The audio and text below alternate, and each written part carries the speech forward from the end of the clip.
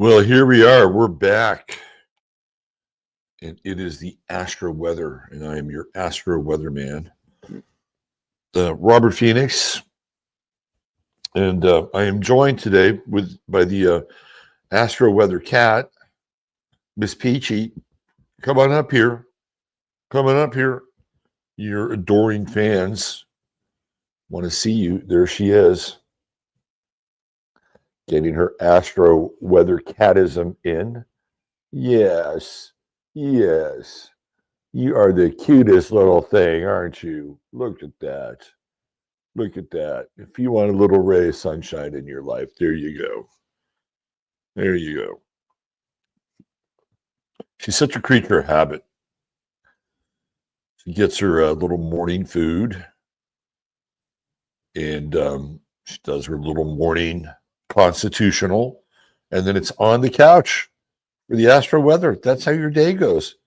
You'll be here for about, 10 minutes, and then you'll go explore around, and you'll check out the various windows of the house and see what's happening, because you gotta stay on top of it, right? Anyway, I hope everyone's doing well this morning. I was up a little late last night, preparing for today's shows, and a lot on the docket today. So, in terms of other appearances, I will be on with Giuseppe and Dave Scorpio and Russ Winter over on Giuseppe's channel, and that's at I'm only there for an hour today. I'm there for the second hour, so that's 12 to 1. It's a 2-hour show, so I'll be there for the second hour, and then later tonight I'll be on with Zerlith Immortal and Slick Dissident. And I guess I'm going to be talking about the Buffalo Shaman and his, I guess I'm going to be looking at his chart. Jake Angeli, whose chart I've looked up. He actually has a kind of an interesting chart, I have to say. Even though I think that the conversation is going to be around the exploitation of this idea of being a shaman and using it in a political sense, i.e., a type of propaganda. I think that's what we're talking about. That's my sense. Although you never know where these things go in terms of conversation. So I'll be doing other media today. And then, man, I tell you, it's been really, really busy with the reading space. And it's like, just so much as, I don't know, man. I mean, I kind of do know. There's a lot going on out there. And people are, and I have to say, I have the most amazing clients, just really incredible clients, people who are self-aware. They know about astrology. And when I started off working with a lot of these people, they didn't know a lot about astrology, but they've really gotten into it now. So the conversations I'm having with my clients are kind of next level. And it's always, for me, it's always really interesting to be able to, like, you don't have to know about astrology to have a session or anything, but when somebody does have a bit of a working knowledge, we're able to go into like really interesting areas and have, more informed conversations. So it's really quite a blessing that people have sort of taken to this. And it's also amazing in a lot of ways to not just see how people have taken to astrology and, over the years begin to converse about it, through the sessions, but also people who've taken the astrology and said, I'm going to do something with this. Let's see, it was last week, and then the week before I had sessions with Kanya Curtis, who shows up in chat, and she's brilliant, right? And so she's going down the astrological path herself, right? She's got a web page and a website. She's going to have a YouTube channel. And um, Chelsea Tantra, I had a session with her, and she's again running. She's taking the ball, running with it, and she's had her own YouTube channel for a while, but her knowledge and her contributions are really starting to take off, and I definitely want to have them both on my show. And of course, Devin Dewar, who was already very astute astrologically, um, and had her own practice going on, but definitely very strong connection with Devin. So it's really fascinating to see how doing this has really sparked an interest in astrology for people.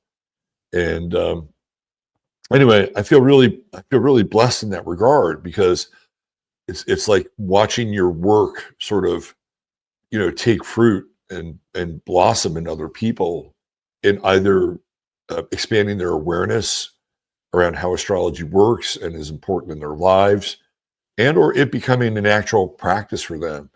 It's really interesting. Like, I never really thought about it in this way or set out this way to actually do this, but this is kind of the net result.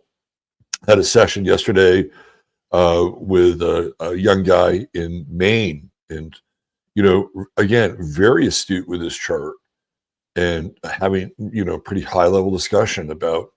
And he's like, "Well, what about this?" And I've often wondered about this, and how does this work out? And so it's been really cool in that regard. Of course, you don't have to know anything about astrology, because that's a whole other side of this. But what happens is that people get really excited, and they decide that they want to learn more and figure out how it works in their life. So that's really cool. I'll give you an update what happened yesterday with the inspection. And some of you may want to know what happened, but Mars direct in Cancer worked out perfectly. Right. So I'd gotten this estimate months ago, and the guy who gave me the estimate, he's a good dude, right? It's not like he was slacking or anything, but he's been so busy with all these other jobs. And so, I got to him, and he says, "Okay, I'll come out this week." And it just so happens that Mars is direct now. And so yesterday the inspector came out, and it was again another kind of fascinating situation where yesterday I wore a green shirt and some khaki pants, just because, well, that's what I wanted to wear, and it felt good, and I thought the green shirt would probably look good against the background, right? So there's some thought that goes into this. And so the inspector shows up with the septic guy, and I look, and she's wearing a similar like color coordination khaki green thing. So we're kind of matching each other with the color scheme, which I thought was interesting. And it's almost like there's an unconscious bond that happens when you're like kind of connecting with another person, and they're sort of wearing the same colors that you are. It wasn't like, oh, let me wear green and brown or green and tan, so when the inspector shows up, I'll have the color code key to match with this person. But that's how it was. And so she comes back, and she was cool. She was a cool person. And I asked her, I said, "So did you study I don't know, what do you call it? Which is called geoscience?" I forget the term I used. I'm sorry, I'm still kind of waking up a little bit. And she said, "Yeah, that's exactly what I studied in college." I said, "Oh." And then she said, "Well, I started off to be an anesthesiologist, and I was going to follow in my mother's footsteps, but I decided that that's not what I wanted to do.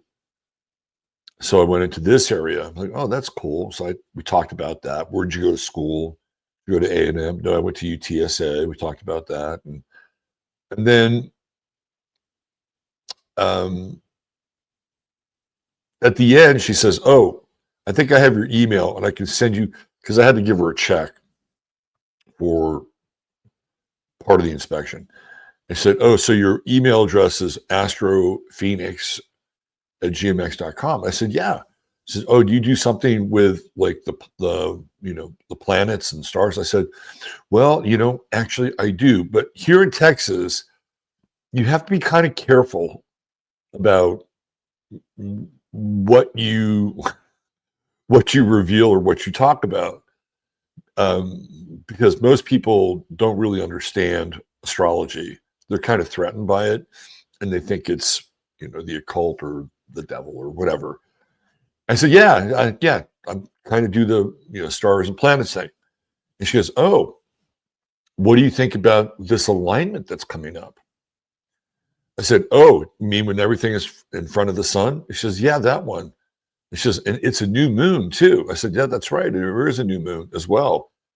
And all of a sudden now we're having this different dialogue, right? Now for her, what was fascinating about this is that she tells me, well, my husband and I, when there's a new moon, we go up to the cross on the hill behind Kerrville. And she's looking at this from a biblical perspective, right? And she's talking about this new moon and then the following new moon, which of course is the new moon in Aries. And that corresponds with some sort of biblical season, right? Like, yeah. And then I said, and what happens is that's right around the time of the spring equinox when that new moon happens. And I said, and what's interesting is that you have the resurrection of the sun, which is here in the northern hemisphere, the beginning of spring, which is the resurrection of the sun. And it coincides usually with Easter, which is the resurrection of the sun, S-O-N. And I said, it's really fascinating how that works out, isn't it? And she agreed with me. And so the conversation went into a very interesting direction. And I didn't really talk about astrology, but it's fascinating how Christians are into the heavens, right? They are into the heavens and they are into these kind of lunar changes. And, she was well aware of everything being in front of the sun. When Friday is really the big day for all of this. And it turned out to be like a really good connection with this person. And I'd like to think that Mars Direct had something to do with it. So we'll just kind of put that on the table and leave that there. Anyway, well, Chrissy, well, you are in the Bible Belt. Absolutely. Yep. And it's such a weird juxtaposition because in California, if you say you're an astrologer, people get quite excited. Oh, really? You're an astrologer? Yeah. Do you do readings? Well, yeah, I do. And here it's just a very different environment. So I'm very I wouldn't say I'm cautious, but I'm aware about what I can share. We got Ryan. Is Ryan back? There's our guy Ryan. Welcome back, Ryan. Good to see you. Good to see you, brother. This is what Erica says. When people allow themselves to connect with nature, they will align with the sun, moon, and stars. We are from the stars. It's a beautiful comment. And I'd agree with that 100%. 100%.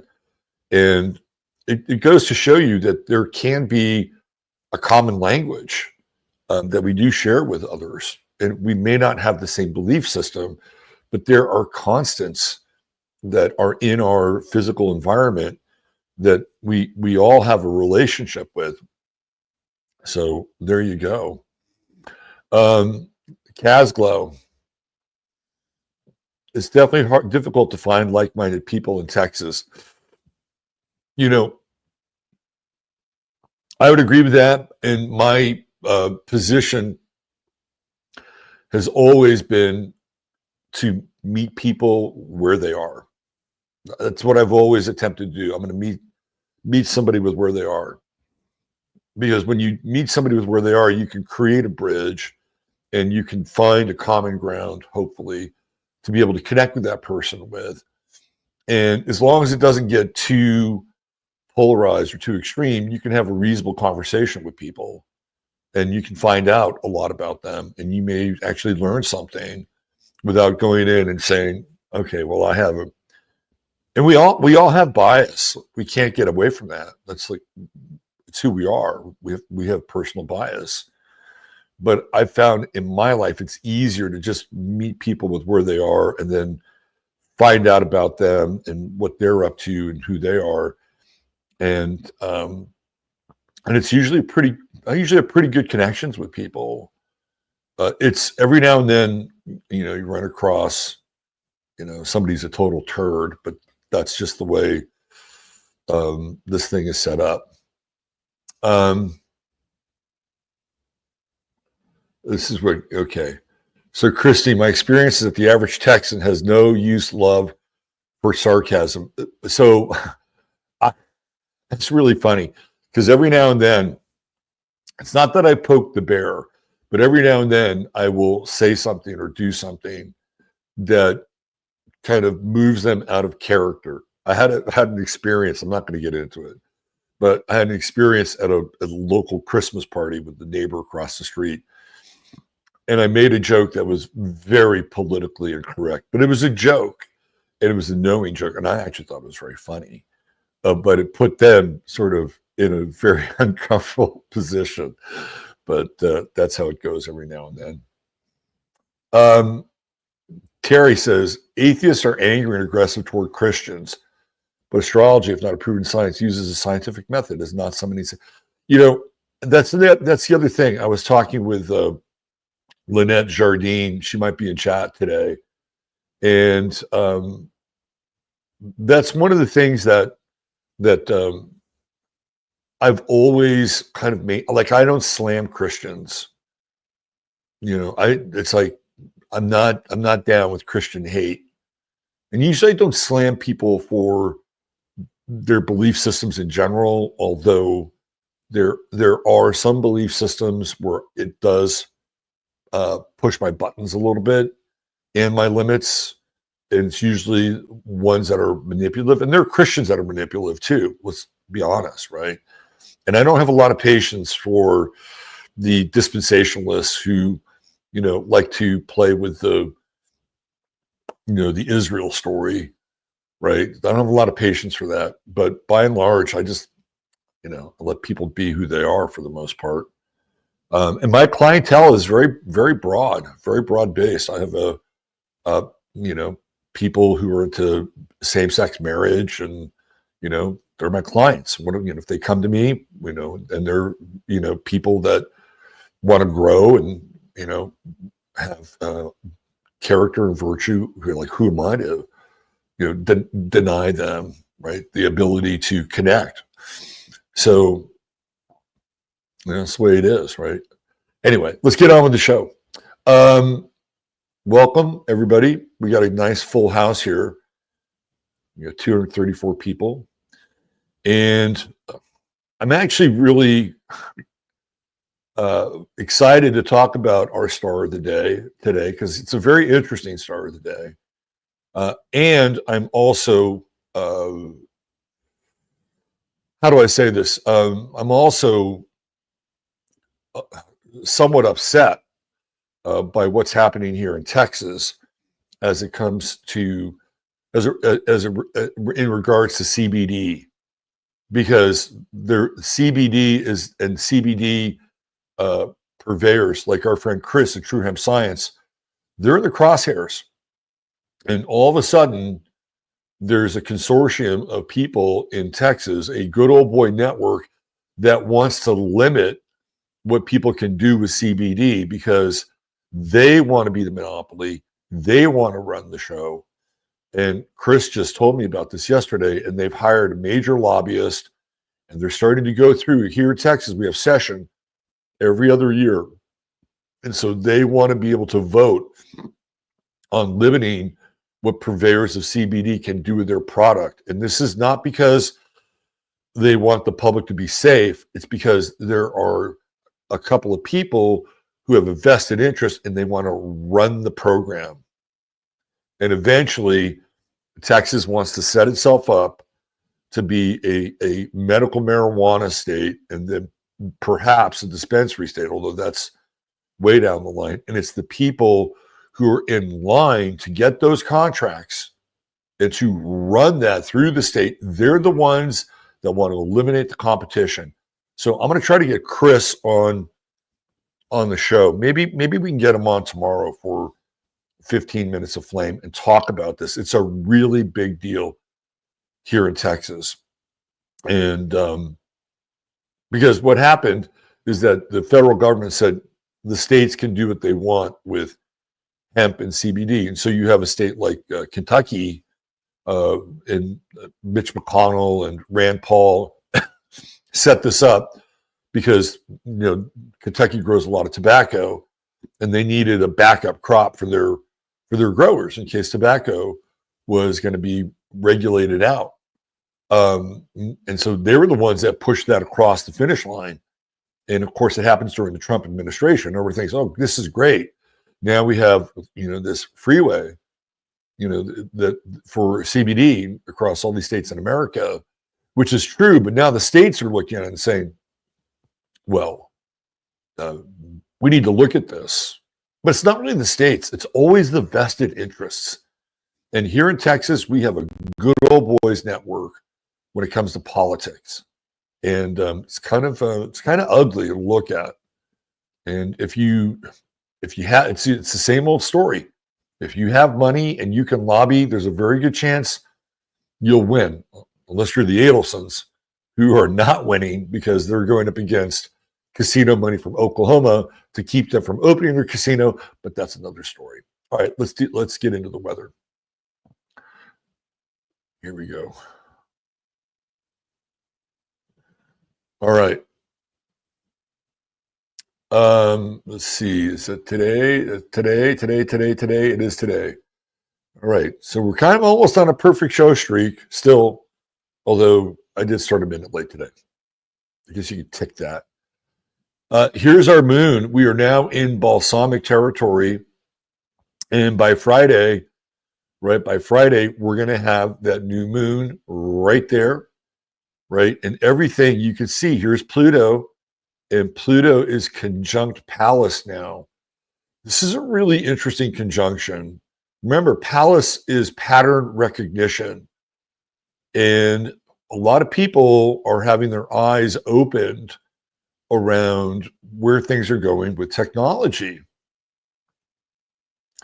And I don't know if you guys saw the video, but there's a video clip where China was trotting out one of their, robot security guards at some kind of a public gathering, and it attacked the crowd. Like I'm gonna play it over on 15, but it attacked the crowd. It went after the crowd. I mean, that's kind of like a scene out of what is it, I, Robot with Will Smith, which is based on the Isaac Asimov stuff. But people now are starting to kind of have their eyes opened around the technology stuff, and especially with Pluto. And look, there are some things that can be good about technology, right? I had a client yesterday, and they have a day gig and a side hustle.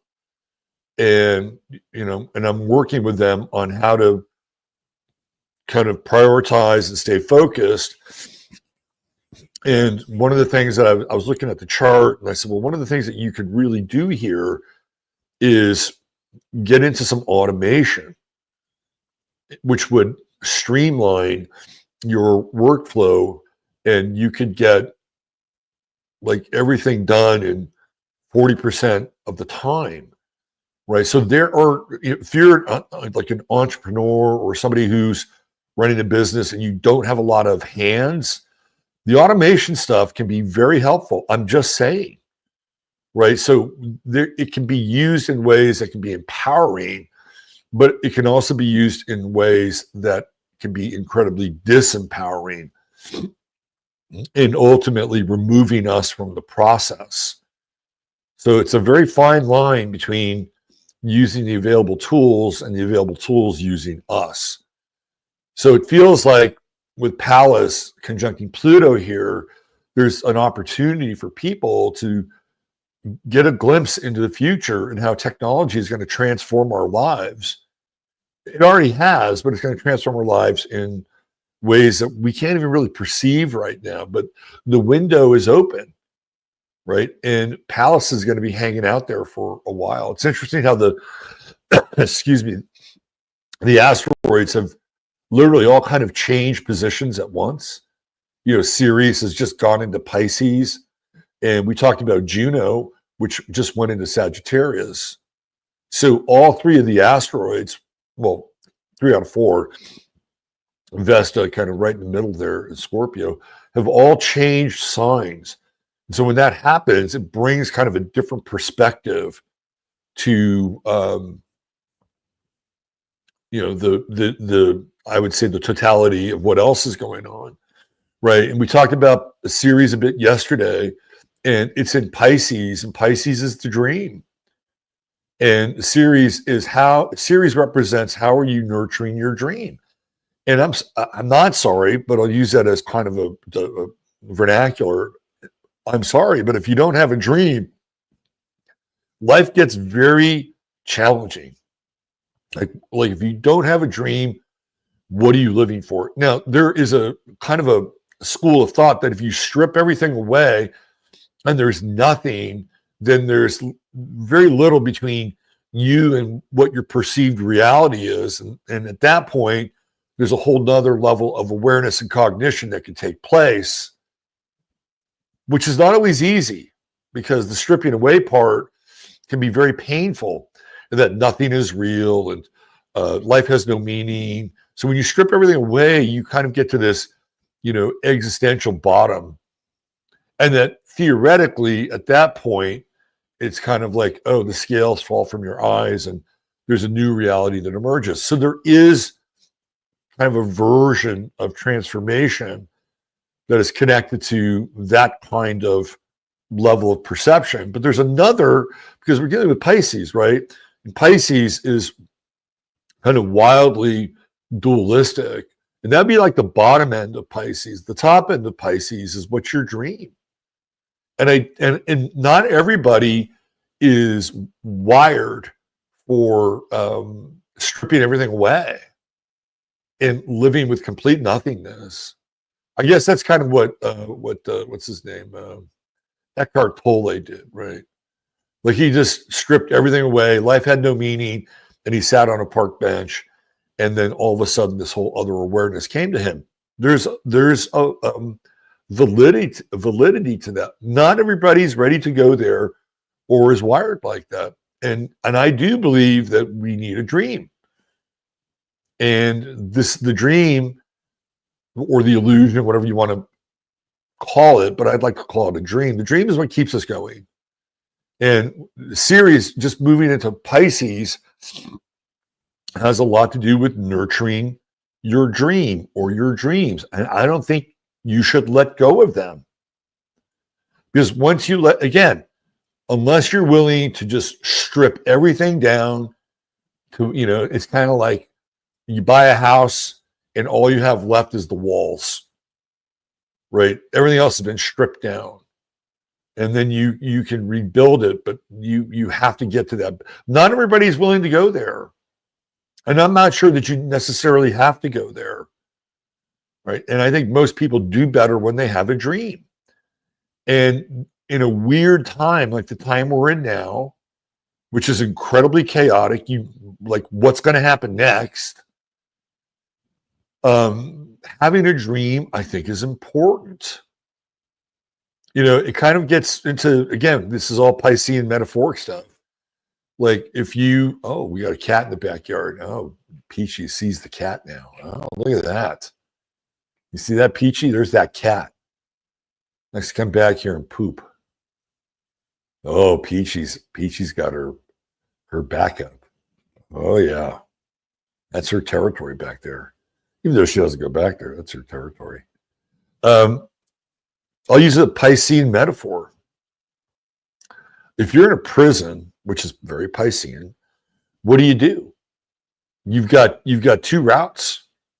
right? There's the stripped down version. Like, this is where I fucking am now. I am at ground zero. And I gotta be real, because if I'm not real, I'm gonna pay the consequences. And there is the other part that if you're in prison, you have to have a dream in order to get through that and get out and get on the other side. And so this is where we are now. There's so much chaos and uncertainty that I feel like most people are more equipped for the dream. And why should you let go of the dream? You know, the dream is your vision, or the thing that in your mind's eye, I really want to do this. Right? One of my clients yesterday, it's like, done. She's like, done with the 9-to-5 world. And she has a dream about what she wants to do with her property. There you go. That's the dream. Invest in it. Right? You invest in the dream. So I think this is a very important dialogue to have with Ceres, right there. And this new moon is got like the old moon, this waning moon, this balsamic moon will cross Ceres, right? It'll cross Ceres, and of course the moon is one of those objects that songs are written about, poems are written about, right? It is one of the constants in the heavens.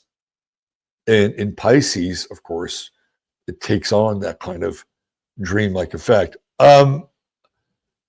Related to, but from a different perspective, I feel like this balsamic moon in Pisces signals the end of the Pope. And the Pope has been sick, double pneumonia in the lungs. I think this is going to be major. This is going to be a major new moon, right? Saturn is the sign of or the planet of the pontiff. You know, Saturn is authority, whether it's governmental authority or religious authority. And so when we have the moon coming in here and it's new and it begins to conjunct Saturn in its kind of new phase, you know, I think we're going to get some significant news around this Pope. I don't think it's the last Pope.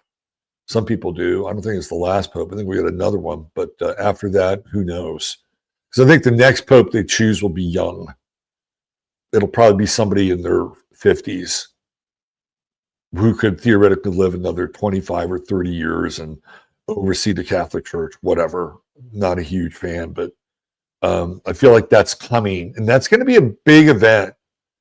Because when you get into the ending of the life of a Pope, all of a sudden prophecy starts to kick in. Oh, what does Nostradamus have to say? And especially when there's like the introduction of like new gods. And let's face it, whether it's real in the way that some people perceive it to be, or it's real in the way as it performs a function, AI is a new god. Like AI is the new Pope, right? The AI is the new high priest in the confessional. There are people who dialogue with AI. AI has become their friend, right? AI is their intermediary between their consciousness and some other form of consciousness. So now we have competing gods. And in a time where this archaic idea of the death of the Pope, or the archaic idea of the Pope and the death of the Pope in the midst of sort of the birth of these new gods, it is significant. It is very significant. So this new moon is no joke. It's very, very powerful. Very, very powerful. And with Pisces, again, you get everything. You get bliss, and you get the dream, but you also get hysteria and mass formation psychosis. So this all really kicks off on Friday. And it's going to be it's the beginning of we talk about how when the sun and Pluto conjuncted on January 20th and Trump was inaugurated, that really was the beginning of a new time. And Trump is the new Caesar, which clearly he's had no problem with that role. This new moon in Pisces is also the beginning of a new time. Well, and why is that? Well, it's because of its relationship with Saturn. Saturn rules time.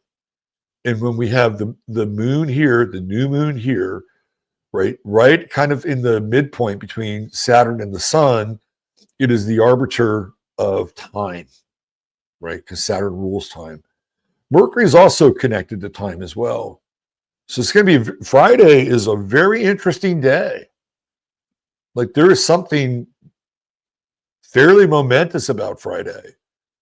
And like, will it all happen on Friday? No, it won't all happen on Friday.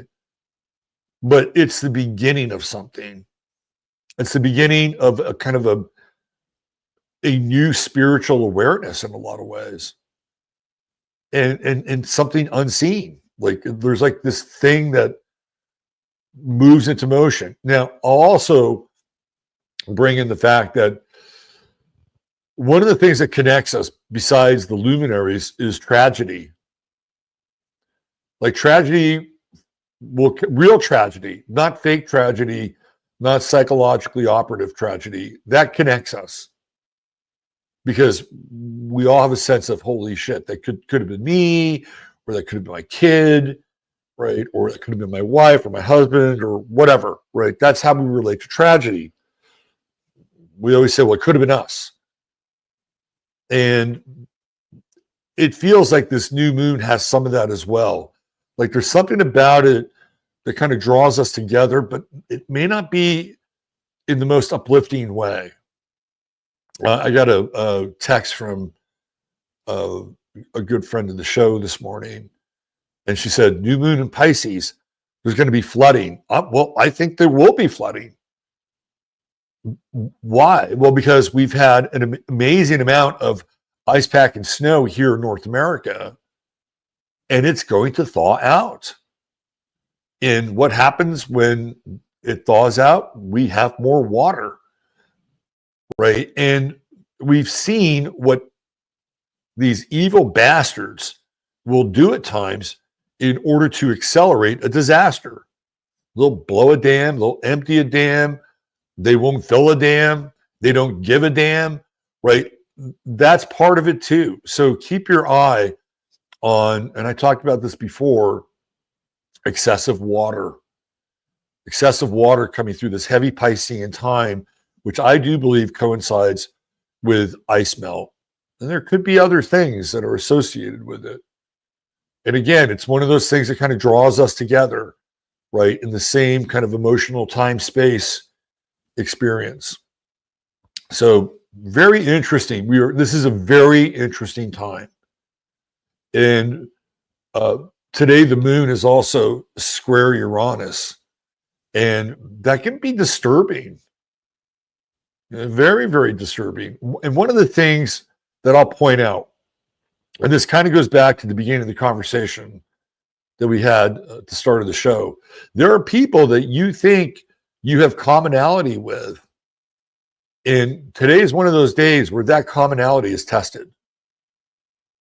And all of a sudden you realize, whoa, that person wasn't who I thought they were. And somebody may have the same experience or effect around you. They may say that about you. I didn't realize that about you. I didn't think you were that kind of person, right? That's your moon Uranus square. And it's disruptive. And of course, what's interesting here is that the moon is in Aquarius and Uranus is in rulership of Aquarius. So you would think, okay, well, this is going to be copacetic, but it's not necessarily copacetic. So it kind of rips us out of familiarity in some ways, breaks up our routine. And the routine is going to be aspected by this sense of absolute surprise. Like, what? How'd that happen? We're getting ready to have Venus go retrograde here squaring off against Mars right now, which is a little spicy, right? Venus Mars squares are spicy and um, not always easily reconcilable, right? Unless you want to go through some form of debate and are willing to engage in conflict. Mars in Cancer doesn't really want conflict, but it's going to be pushed into conflict. Like it's almost been in hibernation. Now it's moving forward. And the challenge here with Venus in Aries squaring Mars in Cancer is, again, the agency of get it done now, get it done now, get it done now, get it done now. And Mars in Cancer is just starting to move forward. And it's like taking its time. And so there's a dichotomy between I will get to it, I said I would get to it, and get the fuck off my back. You've already told me a couple of times that you need this to happen. Well, it's got to happen. I told you it'll happen, but I got these other things I got to take care of. So there's an impatience here with this Venus-Mars square. Try not to buy into it, right? Because if you look at where the Sun and Saturn and Mercury are, they're all supporting Mars right now. They're all supporting taking your time. It's not supporting this insistence of Venus and Aries, which is make it happen now. No, we'll get to it and cool your jets a little bit. And this is an interesting dynamic. So you can see this in your personal life, but you'll see it out there in the world as well. Like Elon Musk giving people till 5:00 today to respond to his memorandum. Tell me your job description or you're fired, right? And by the way, I also think this does correspond to what I would call a growing impatience inside the Trump administration and Elon Musk. That relationship between Trump and Musk is put to the test. And it's put to the test right now because Mars is moving forward. Remember, Mars in Trump's chart sits on his Mercury, and then it's going to move to his Saturn. So Elon Musk has had his time in the sandbox. And I think you're going to see a shift in that relationship between Trump and Musk. All right, let's talk about our True Hemp Science Star of the Day. A very interesting character, if there was one. And there are plenty of interesting characters today. No shortage of interesting characters. Where'd it go? Just had it. Oh, there we go. There we go. All right. So let me get back and throw the banner up here. And then let's get into this. All right. Our True Hemp Science Star of the Day is Alexander the Third. Alexander the Third. Let's talk about True Hemp Science. Remember, folks, CBD and all the possibilities that you can use with CBD, including trace amounts of THC, it's all on the table here in Texas. And these businesses, and there are literally in this town alone, there's probably at least half a dozen shops that have CBD products. They will be wiped out overnight if this legislation is allowed to go through in the state. So I wish I could tell you to, call representatives here in Texas. It doesn't really work that way. Literally, you have to go to the state capitol, you have to show up, you have to testify, and you have to do all these things in order to get your point across. So unless you're in Texas and are willing to do that, I would say hold off on the phones. But I just need to talk about that because this just came to my attention yesterday. And so Chris and other people's business in the CBD world here in Texas, it's on the line. They could go out of business in 30 days if this thing is passed through. When it's passed through, when, right? In any case, until then, I would say stock up on these products. And True Hemp Science was voted the #1 purveyor of CBD products in Austin in 2024. And there's a reason why. It's because of the purity of the product, organically sourced, and Chris's ability to be a mad scientist and mix this stuff up in ways that other purveyors of CBD they just don't do it. They may have some of it, but not all of it. So if you go to truehempscience.com, spend $100 or more, type in 15MINS, you will get the goodie bag with your order. It's an order within the order. $150 more, get you free shipping. Always a 30-day money-back guarantee. And he could use your support now, right? Because he and other people like him may have to pull together and throw some money at their own version of a lobbyist to go in there and go toe-to-toe with the good old boys. So by supporting his business, you're literally and figuratively keeping him in business. Fingers crossed. And let's make sure that these good old boys don't get to play Monopoly. All right, let's talk about our True Hemp Science Star today. It is Alexander III. Now, Alexander III is the father of Nicholas and Alexandra fame. And it's very hard to call. I'm just telling you. You can leave messages, I suppose. If you want to leave messages for representatives here in the state of Texas, I suppose it wouldn't hurt. So don't let me dissuade you from doing that. Usually it's going to be the face-to-face muscle. Like when people show up in hordes, that's when they listen. Just saying. So if you want to call, don't let me stop you. Okay. Alexander III is the father of Nicholas. And he's a very interesting character.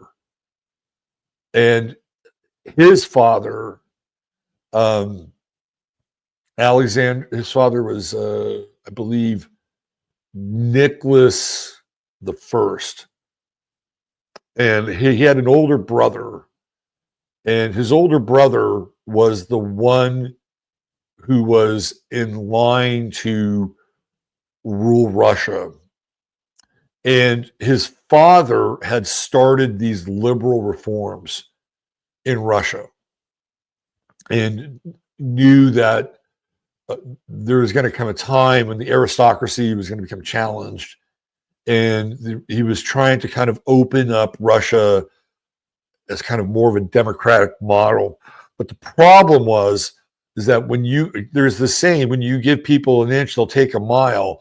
And the revolutionary spirit was already in Russia, right? They had the Mensheviks and they had the Bolsheviks, and they were there. And they wanted to overthrow the ruling class. Of course, they were powered by Marx and Marx's Communist Manifesto and everything that went along with Marx. Marx is their ideological totem, right? So when Alexander III takes the throne, and his father it's his brother. His brother, who's next in line, is killed. And he's badly mangled, right? And his brother was, again, kind of more in this sort of reform version of his father. And his brother was set to be betrothed to this woman named Dagmar, who was from Denmark. And on his deathbed, he asks Alexander to honor the commitment to this woman and make her his fiancée.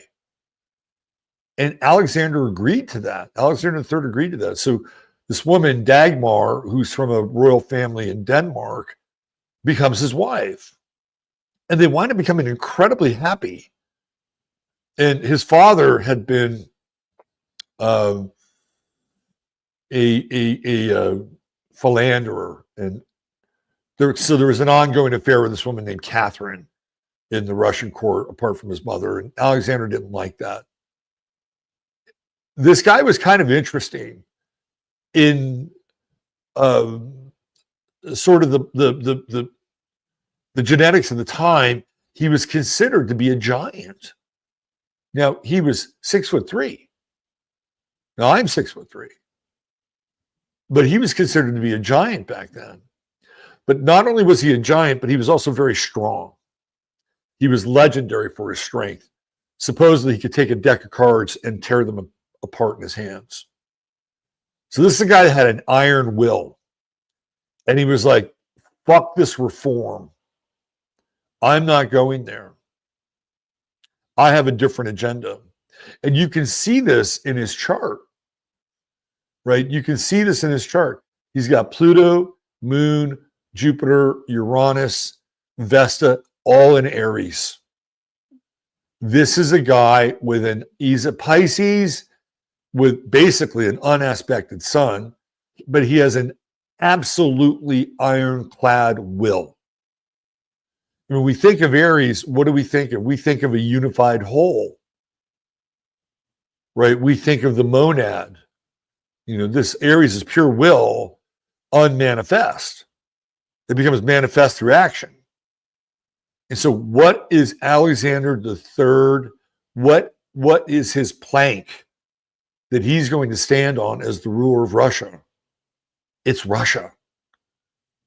He is going to make sure that the one language spoken in Russia is Russian. Believe it or not, not everybody spoke Russian, right? Georgian, right, which was kind of a part of Russia that time, even though it was Georgia, has a different language than Russian. Stalin had to learn Russian. If you go out towards Eastern Russia, right? Siberia, Kamchatka, they have a different they have different dialects, different languages. Some of those regions, Chinese and Japanese is actually spoken. There's other areas of Russia where they'll speak German, right? So he's like, no, we are going to speak Russian. We're going to have one language. We're going to have one church. It is the Orthodox Church. And we are going to be one people, right? The Rus, the Red. And he's very, very adamant about this. And he's also into progress, right? It's under Alexander III where the modernization of Russia begins to take place. He focuses on railroads and communication and building up Russia's army. And for all of the Aries in his chart, he was not somebody who was quick to go to war, right? Because on the other side of the sun, he's got Mercury and Venus and Neptune, and they're in Pisces. And Pisces tends to be a bit, more passive. Neptune's in Aquarius, by the way. So he's this interesting blend of, hey, I'm not going to go to war, but don't fuck with me. Now, one of the things that he starts is something called the Okhrana. And the Okhrana is the secret police. And that's all very 8th house stuff, right? And he forms the Okhrana because he wants to know who killed his brother. And of course, he finds out who kills his brother. It's a radical group. It's a terrorist group, one of whom is Lenin's brother. And so he takes these guys out into the main square in St. Petersburg, and he has them shot. And this is what kind of triggers, pardon the pun, Lenin. Because his brother was assassinated or killed because he tried to kill his brother. And ultimately did. And then what happens after that is the Okhrana becomes very involved in ferreting out these so-called terror threats. This guy is ironclad. And let's just say he was not real sympathetic to the moneylenders and made very specific rules about what the moneylenders could and could not do in Russian society. And one of the things that he forbade them to do was to essentially own shtetls. It's like, no, you're not going to do that. And what do you think happens? There is a growing animus towards Alexander III by this very same group. And they want him dead. And there's he lives a very tragic life in a lot of ways. Like, he couldn't even live in St. Petersburg because the political environment was so volatile. And even though he was this large and imposing man who had this ironclad will, he was also kind of a gentle giant. And to me, this is the unaspected son. And when you read stories about his life, right, like when they would literally have to go to Denmark, where Dagmar, his wife, was from, and there was no political tension there. And he would, let his whatever hair he had, he'd let it down, and he would, play in the mud with his kids. And he was a bit of a practical joker, and he could kind of relax. And he dreaded having to fucking come back to Russia because of the political strife and foment, which, by the way, his father opened the door to.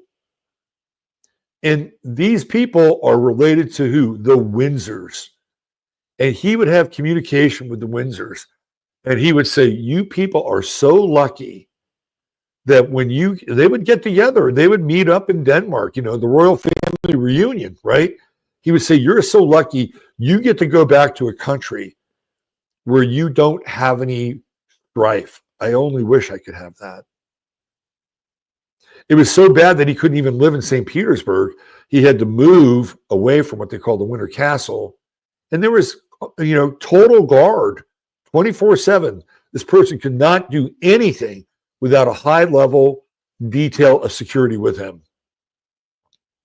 Think about living like that. And so what happens is he's on a train and somebody plants a bomb on this train to kill him and his family. It's not successful, but the car, the train that he's in collapses. And apparently he's so strong that he's literally holding up the ceiling of the car, the train, so it doesn't fall on his family. And apparently this is where he begins to have problems with his kidneys. And the trauma that takes place in his body will eventually lead to failing kidneys and dying before the age of 50. And at that point, he has to turn the reins over to Nicholas. And we all know what happens next. He's a very interesting character, in some ways, very misunderstood and very alone, right? Very, very alone. And where he did find solace was in this marriage. It was almost like an arranged marriage. But he had 6 kids, and he loved this woman. She changed her name to Maria Benilova or something like that. But her original name is Dagmar, and she's from Denmark. So he's a very misunderstood character.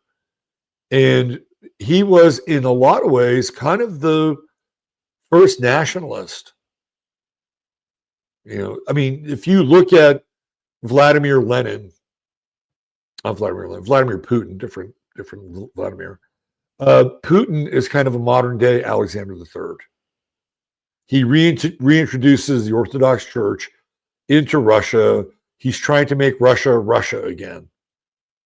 If anything, he is more connected to Alexander III than any other character in kind of the Russian historical context. A tragic life, and somebody who in some ways was very heroic, larger than life.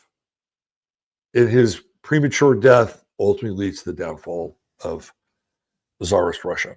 All right, there you go. And the astrological connection, it's the ironclad will. It's do whatever needs to get done. Aries in the 8th house. That's you can see it there. And then Chiron and his ascendant in Virgo, ultimately that's going to be failing health, right? That's going to be his literal wound. All right, I'm out here. Links for 15 minutes. Speaking of Europe, even though Russia wouldn't call itself Europe, Europe's in the crosshairs on today's show. We're going to be talking about the crisis in Europe, the ongoing crisis, and it's only going to get worse. So please join us. I'll inject a ray of sunshine or two, so don't worry about that. All right, thanks for being here. Have a blessed day. Treat each other well. Love you all. Bye for now.